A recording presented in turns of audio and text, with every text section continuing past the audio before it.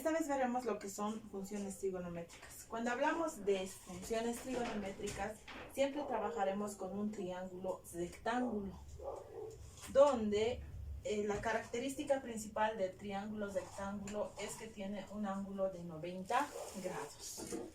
Y para definir lo que son las funciones trigonométricas, cada lado tiene un denominativo. Las rectas que forman, los segmentos que forman el ángulo de 90 grados se llaman catetos. Cateto B, en este caso cateto A. Y el segmento de más longitud se llama hipotenusa. ¿Ya? Entonces acá tenemos el ángulo A, el ángulo B, que son agudos, y un ángulo de 90 grados, que vendría a ser en este caso C. Según eso vamos a definir las 6 funciones trigonométricas. Seno del ángulo A está definido por cateto opuesto sobre hipotenusa. Esto vendría a ser A. Vamos a trabajar con este ángulo. Cateto opuesto vendría a ser A. Y la hipotenusa C. Coseno de A está definido por cateto adyacente sobre hipotenusa. Este es el ángulo. El adyacente al lado vendría a ser B y la hipotenusa C. Tangente del ángulo A. Cateto opuesto sobre cateto adyacente. A sobre B.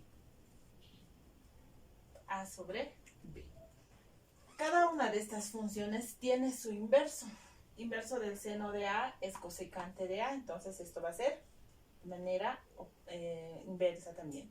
Hipotenusa sobre cateto opuesto. Este es el ángulo que estamos trabajando. Hipotenusa mide C y cateto opuesto mide A.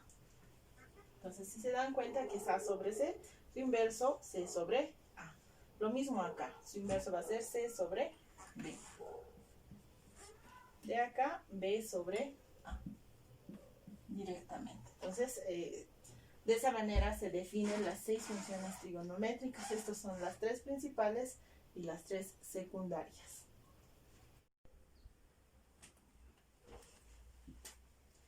Determinamos las funciones trigonométricas de los ángulos agudos del triángulo rectángulo ABC. Tenemos el siguiente triángulo rectángulo con estos datos. Para calcular o determinar las funciones trigonométricas, vamos a completar los datos que nos faltan, que son incógnitas. En este caso, la longitud A, conocemos la longitud C y vendría a ser la B, la incógnita. Entonces, realizamos la operación cálculo de el lado B. Vamos a calcular cuánto es la medida. Con teorema de Pitágoras, porque tenemos la longitud de 2 lados, 2 datos tenemos. Entonces, con teorema de Pitágoras. B es un cateto, porque está al lado del ángulo 90 grados. Es un cateto. Y un cateto se calcula mediante la resta. Directamente vamos a realizar. B es igual a raíz cuadrada de la hipotenusa menos el cateto. La hipotenusa mide 13 al cuadrado, el otro cateto mide 12 al cuadrado. B es igual a 13 por 13, 169. 12 por 12, 144. La resta es 25. Y raíz cuadrada de 25 es 5. Ya hemos hallado el valor de B. Una vez que hayamos realizado ese cálculo, vamos a determinar las funciones trigonométricas.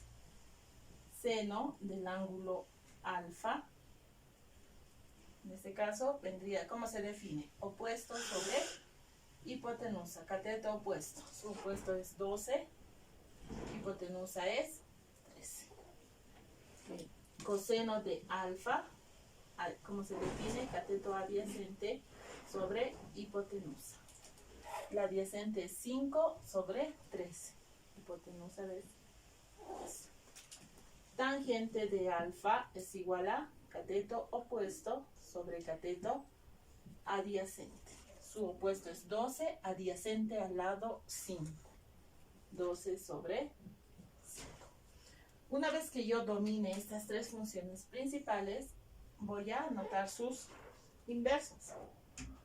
Inverso de seno es cosecante de alfa. Su inverso lo puedo hacer directamente. ¿Qué? 13 sobre 12.